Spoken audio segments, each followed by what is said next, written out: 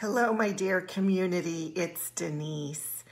And I just felt like doing a Facebook Live today on how to get out of credit card debt, revolving credit card debt. I'm not talking about healthy credit card usage where we charge something in a given month and we pay it off in that same month, or when our bill is due, we pay it off in full.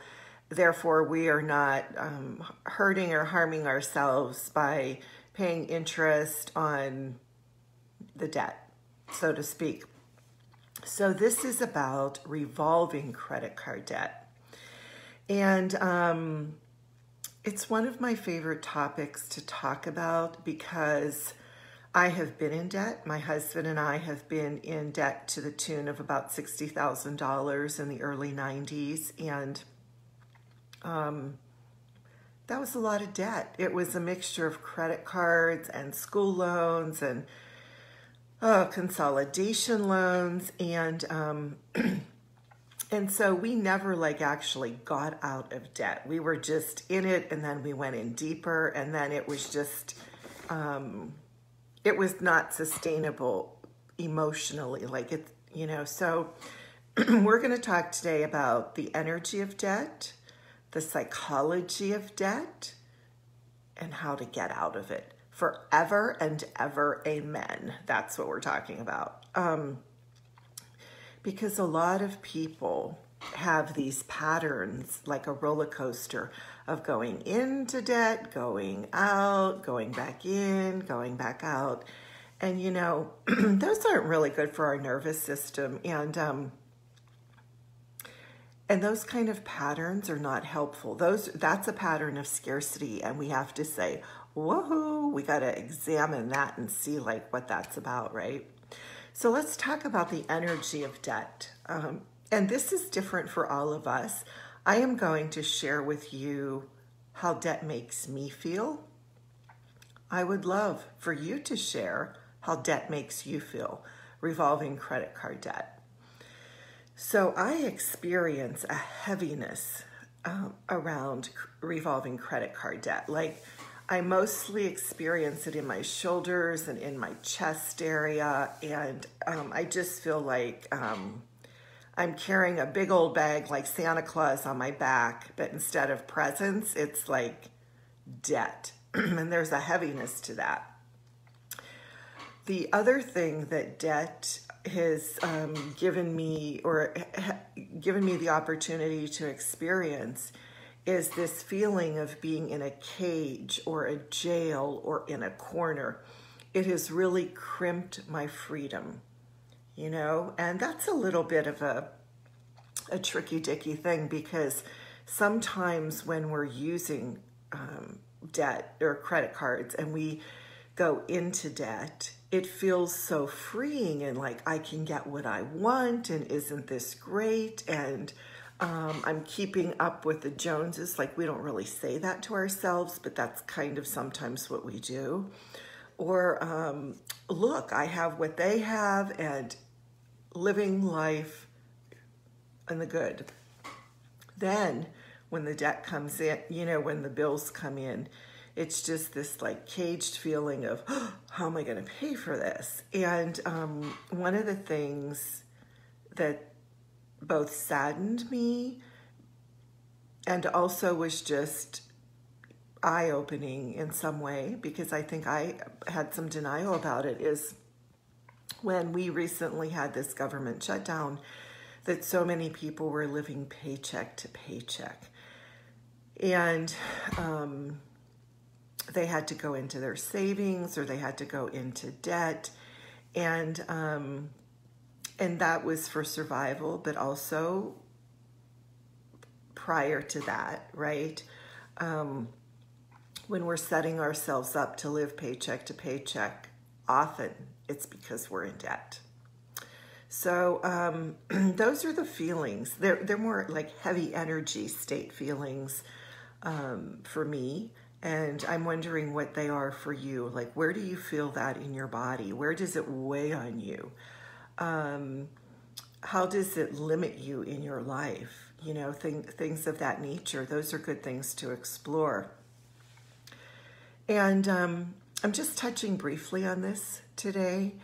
And then we're going to move into the psychology of debt, okay? Which is really interesting.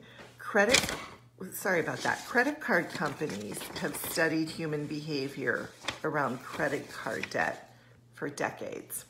They know us sometimes better than we know ourselves, for real. And so let's just kind of think about this. When we use a credit card for a purchase, we use tomorrow's dollars for today's wants, sometimes for today's needs, often for today's wants, right? We're using dollars in the future that are not existing in our bank account right now. So that's one thing around the psychology that we have to like tune into eyes wide open with, right?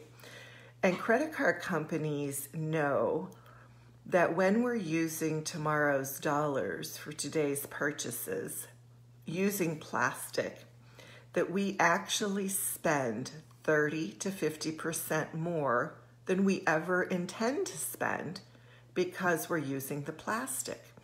And the plastic disconnects us from immediate consequences of what can happen in our bank account.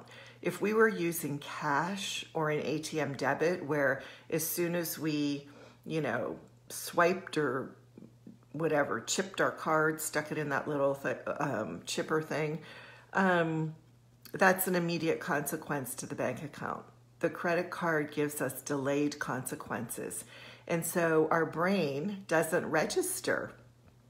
And our brain will be like, I didn't spend that much. And, you've probably had this experience around your own revolving debt, is sometimes the brain is a bit tricky and it minimizes or amplifies, but it's like never really right on. And so we often think, I didn't really spend that much. And then when the statement comes in, we're like, whoa, what was that all about? And then often we can't pay it all off in full, right? So the credit card companies have studied us. So credit cards allow us to experience delayed consequences. That's not always a helpful psychological tool. They help us to overspend 30 to 50% more. I'm just going to put this light on here to see if that helps a little bit in balancing things. Okay. And the other thing is that credit cards sometimes put a Harry Potter spell on us, Harry Potter magic, to give us the delusion that we actually have more to spend than we really do, okay? When we use credit cards, we have three parts of our brain. You hear me talk about brain chemistry all the time. We have the hindbrain, the midbrain, and our frontal lobe. Well, the midbrain is the brain that we share with the primitive animals. It's like, I want what I want when I want it, and, it lights up whenever we see things that we want. And credit cards dance with that part of our brain. It's like, you can have that, you can put it on credit and just pay it later. And then if we keep thinking like that every day, pretty soon that type of thinking, those type of actions we take on our behalf, I really consider them actions of self-harm. That may sound severe, but you know what? We're doing self-harm to our nervous system when we go into revolving credit card debt. And goodness knows, like I have been there and I never want to go back there. It was painful. And using a credit card numbs out our frontal lobe. It's like sticking a stun gun to the frontal lobe. And it's saying, don't worry, you don't have to think about how we're going to make this work right now, because this bill will come later, right? So that's a little bit of the psychology around credit cards. We talked about the energy. It's not something in all my years, almost 20 years of working with clients to help them to get out of debt. I can say that most of those clients have experienced revolving credit card debt as very heavy energy, something that they've wanted to release and get out of, that that held a lot of shame and guilt and negativity and all those kinds of things around it, right? And, you know, I also want to put a qualifier here. I know that sometimes going into credit card debt is a choice, a conscious choice, maybe to temporarily meet survival needs. And that's the difference here. I'm not talking about the temporary, you know, like temporary debt for survival. I'm talking about chronic credit card debt. So let's talk about some ways that you can begin the process of getting out of credit card debt, okay? So, well, one way is to stop using your credit cards, right? Easily said, not so easily done. Because remember, chronic use of credit cards gives us the delusion that we have more available to spend than we actually do. And you know that any type of behavior modification takes time. It doesn't happen in the snap of a finger, you know. Whether it's with money, it's with food, it's with any other type of habit that we're trying to either break or a new healthy habit to create. However, one of the things that you might do is to take your credit cards out of your wallet,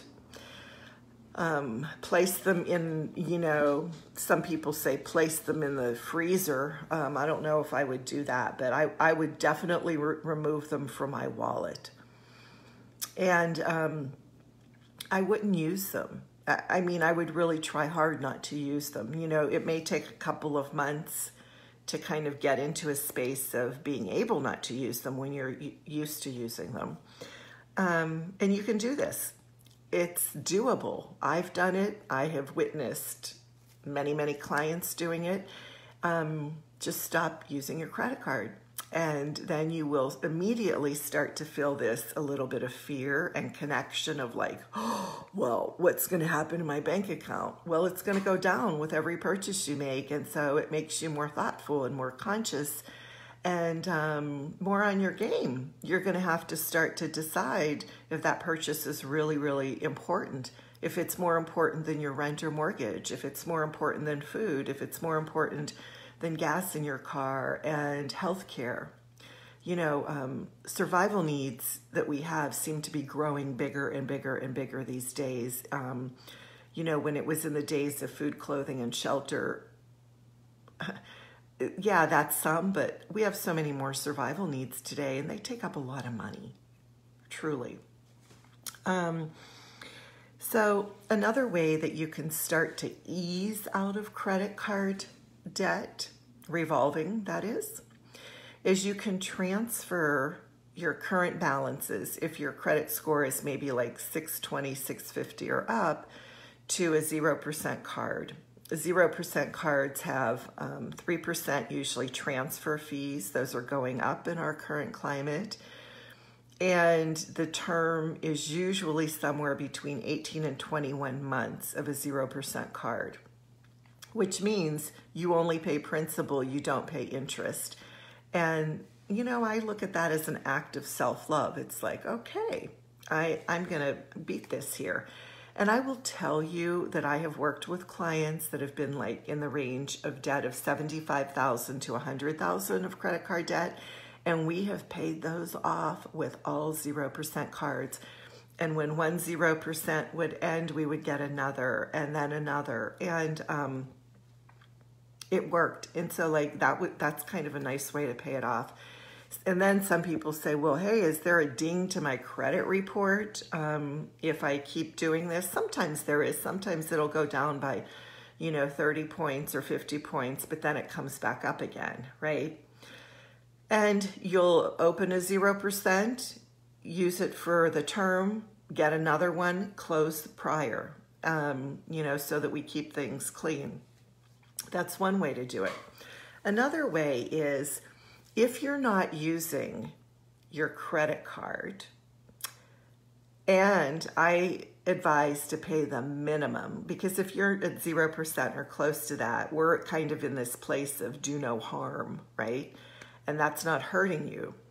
So if you don't use your credit card and you're paying the minimum, eventually you're going to squeeze the debt out like a pimple, and it'll be gone over time, right?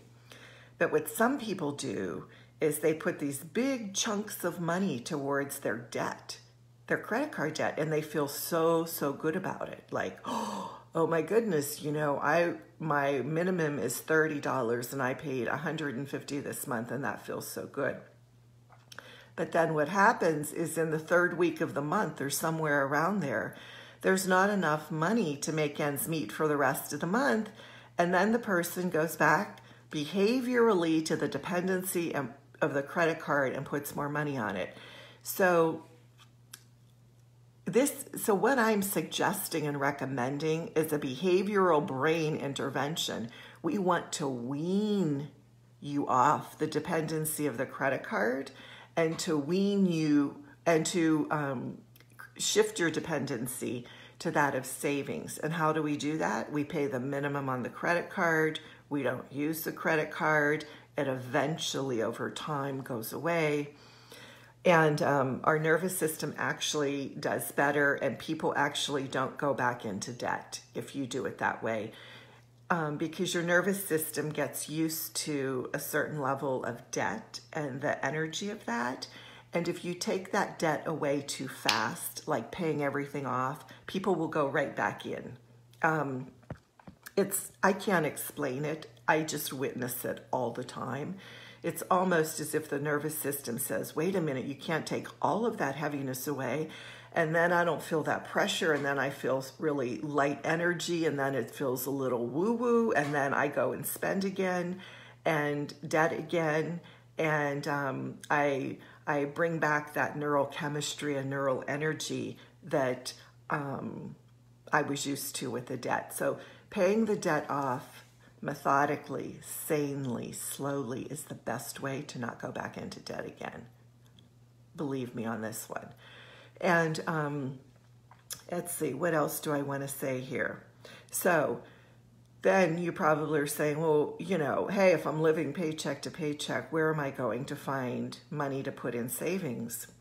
Well, if you're doing a cash flow plan, you will find money to put into savings, because just by doing a cash flow plan, simply you decrease your expenses by about 25%, because you start to actually see where your money is going.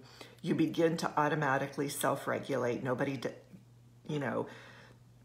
does that for you. Nobody's telling you, hey, you should or shouldn't do this. You just begin to connect with how your dollars bring you value and how they don't.